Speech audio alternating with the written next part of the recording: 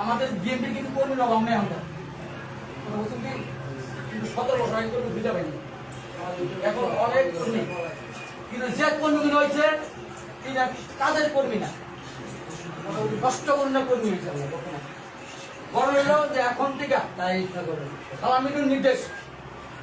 আমলিক থাক যে বিএনপির শাসন নামাজ থাক আমাদের বুঝাই গেল না বর্তমানে ভোট আমার ঠিক ওটা বুঝছেন এখন আমরা যদি গাড়িতে করি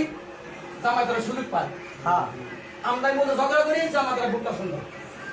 কথা বলছেন আমাদের গ্রামে এই দুর্বলার মধ্যে মনে হয় না যে জামাত আছে এখন বর্তমানে জামাত ঘরে ঘরে আমরা জানি না কিন্তু আমার সামনেই মতো বলে যে এবার ভোট জামাতে দিতেন আমি মুহুরির জব দিই জামাতের ভোট দিলে বেড়া চামড়া বাঁচবো না জামাতের ভোট দিলেই রাজনীতি করি যে আমরা লোকের কাছে